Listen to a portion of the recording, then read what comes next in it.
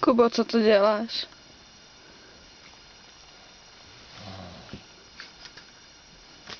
Tak chrápe, pivo.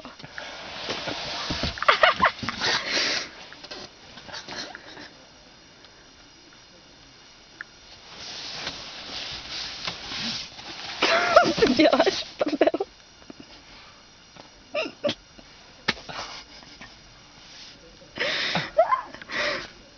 To nejde. Bože, co se mnou je?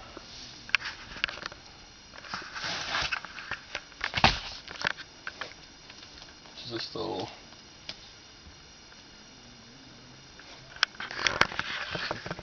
Proč spím takhle, jak spím?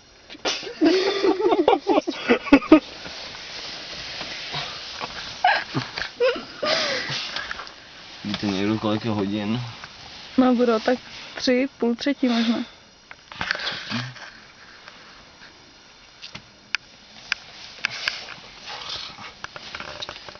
Ten pazit v puse je fakt nechutnej.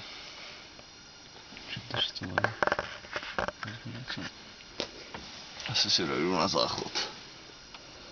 Je ti špatně? Ne. Musím se dojít vyčůrat. Tak jo, a zvládneš to? Když mi počítám nějakou baterku, tak jo.